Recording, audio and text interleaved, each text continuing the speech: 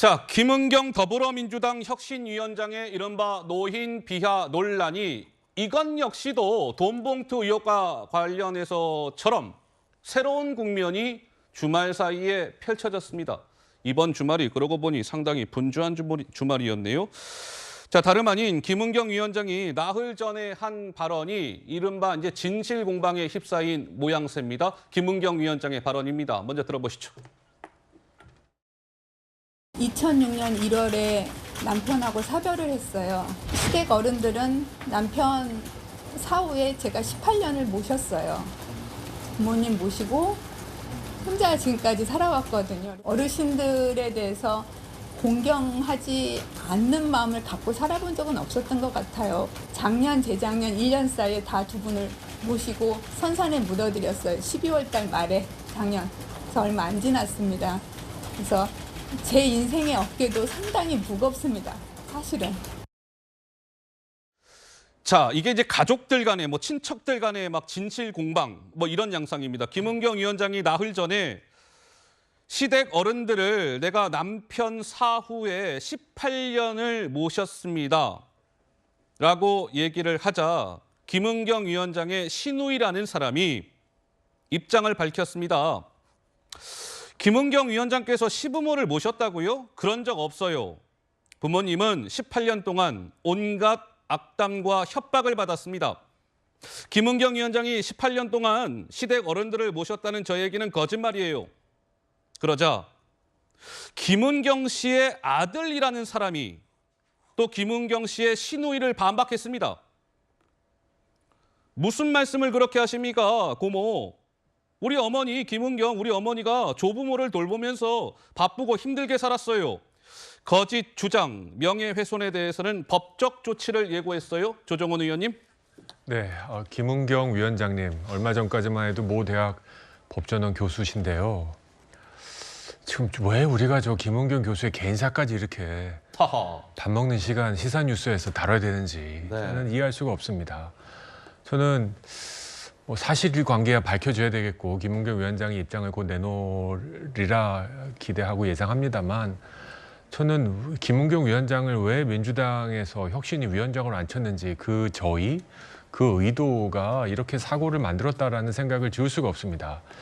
옛날 말에 옛날 속담에 얘기 중에 우리 혹부리 영감 있잖아요. 때려다가 더 큰 혹을 달게 된 스토리가 있는데요. 저는 민주당 이재명 대표가 혁신위는 해야 되겠고 자기가 믿지 못한 사람 와가지고 혹시 자기한테 불리한 일 당할까 봐 자기가 완전히 관리할 수 있는 그리고 정치를 모르는 저런 정치 초년생도 아니시죠. 정치인도 아닌 분을 모셔다가 그 어렵다는 민주당의 혁신위를 맡겼다는 그 사실로부터 이런 사단, 이런 불행의 시작되었다고 생각합니다. 개인사의 진위 여부야 밝혀지겠지만 저는 김은경 위원장도 굉장히 불행하게 됐고요. 또 민주당도 이 혁신위의 내용이 문제가 아니라 혁신위원장의 개인사 문제가 지금 뉴스가 될 정도로 혁신위는 신뢰, 혁신위의 권위 이런 거 지금 다 떨어졌다고 생각합니다. 과연 저 위원회에서 발표된 내용 중에 무엇을 민주당의 현역 의원들이 받아들일 수 있으며 자신의 기득권을 내려놓자라고 할 때 무엇을 믿을 수 있겠으며 노인 폄하 발언을 그렇게 하고 또 여러 의원들이 사과했지만 지금 이런 문제들이 드러남으로 인해서 지금 우리 어르신들 정말 공경해야 될 이 어르신들 큰 우리 국민의 900만이나 되는 노인분들에게 이렇게 지탄을 받는 정당이 되어버렸습니다. 이거는 하루빨리 정리를 해야 되는 거고요. 하루하루 길게 질질 끌수록 민주당은 헤어날 수 없는 수렁텅이로 빠져들고 말 것이다 생각이 됩니다. 알겠습니다. 그러니까 김은경 위원장이 내가 시댁 어른들을 18년 동안 모셨습니다라고 얘기하자 김은경 위원장의 시누이가 거짓말하지 마세요라고 얘기하자 김은경 위원장의 아들이 또 시누이 이분은 거짓말하지 마세요 이렇게 막 서로 진실 공방을 벌이고 있는 이 모양새, 이 방송을 지켜보고 계시는 우리 시청자 여러분들은 지금 무슨 생각이 드시는지요? 자, 이런 가운데 김은경 위원장이 최근에 또 그런 얘기도 했죠. 윤석열 밑에서 내가 통치받는 게 너무 창피했습니다. 치욕스러웠어요. 이런 발언을 했습니다. 한번 들어보시죠. 윤석열 밑에서 통치받는 게 너무 창피했어요. 문 대통령 때 금감원 부원장으로 임명받았다가 윤석열 밑에서 임기를 마치는 과정이 엄청 치욕스러웠어요. 그 미션을 끝까지 하는데 그 소위 말하는 속상한 일들이 많았었어요. 자, 김은경 위원장의 또 신우이라는 이 사람이 또 이런 글도 올렸습니다. 시아버지 돌아가시자 장례식장에 와서 금융감독원 부원장으로 들어온 부의금을 챙겼다. 뭐 이런 얘기를 했습니다. 저 시아버지가 돌아가신 시점은 지난해 말입니다. 그렇죠? 그때 김은경 위원장은 윤석열 정부에서 금융감독원 부원장을 지내고 있었던 그 시점이죠. 그런데 김은경 위원장은 내가 윤석열 밑에서 치욕스러웠어요. 창피했어요. 라고 얘기했고, 그런데 금감원 부원장으로 부의금을 챙겨가는 모습을 보면서 내가 망연자실했다. 이렇게도 적었어요.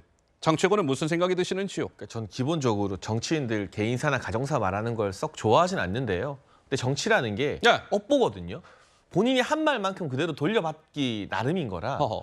김은경 위원장이 본인의 정치적 위기 모면하고자 윤석열 대통령 밑에서 통치받는 게 뭐 치욕이다라는 말을 하고 예. 그리고 본인이 시부모를 18년 동안 봉양했다라는 이야기를 했기 때문에 예. 이게 다 돌아오는 거예요. 그래서 좀 과하다 할지라도 이런 게 정치다. 정치라는 걸 그래서 보통 각오로 할 수 있는 건 아니다라는 말씀을 드리면서 김은경 위원장 억울해하지 말라는 이 전제를 먼저 달고 싶고요. 예.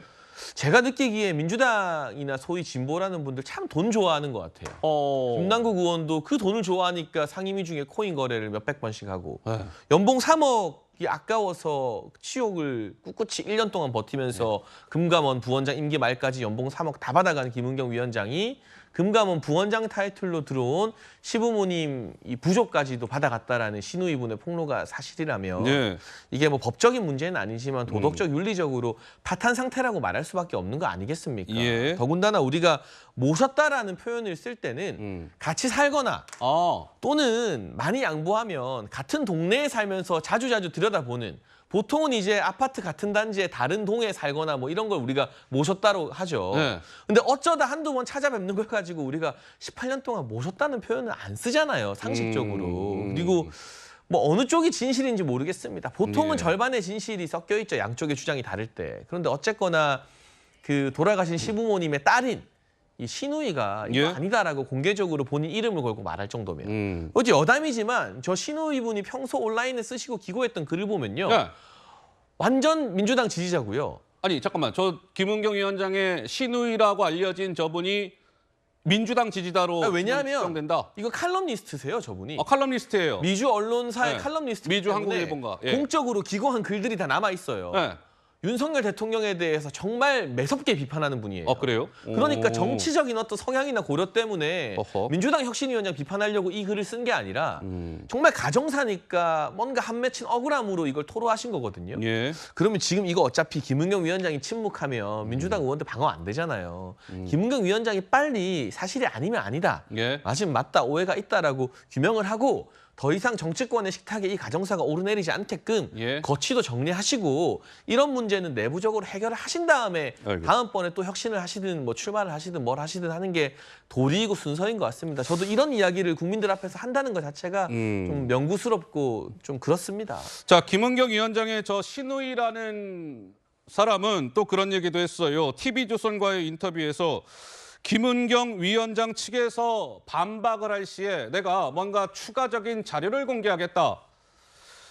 근데 이제 김은경 위원장이 아들이 그 신우이라는 사람을 이제 어떻게 보면 공격을 했기 때문에 김은경 위원장 측에서 신우이 쪽에서 추가 뭔가 반박 자료가 나올지 저 부분도 좀 지켜봐야 될 것 같은데요. 조상규 변호사께서 꼭 하실 말씀이 있으시다고요? 예.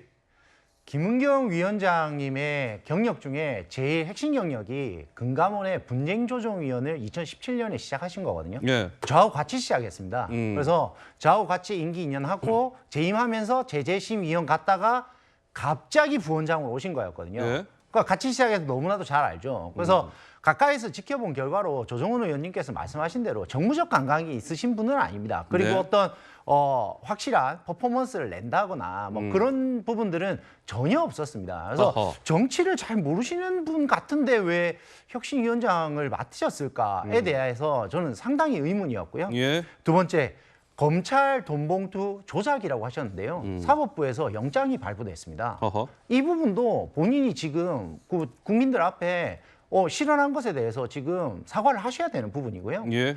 세 번째, 윤석열 정부에서 혜택을 많이 보셨어요. 그리고 임기 다 채우셨고요. 그리고 임기 채운 동안 그리고 조금 전에도 나왔지만 아니 이게 조의금을 받으면 안 되는 자리입니다. 부원장 자리가요. 금융감독원 부원장은 조의금을 받으면 안 돼요? 아니요. 김영란법이 있어서 어쨌든 뭐 5만 원, 10만 원 가능한데요. 네.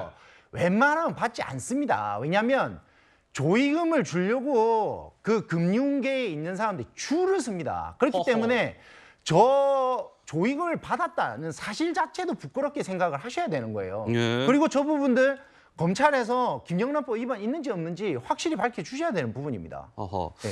알겠습니다. 이제 김영란법 위반을 한 것 아니냐 이런 의혹까지 나왔습니다. 오늘 물론 이제 조상규 변호사의 이제 개인 주장이 저러하신 거고요.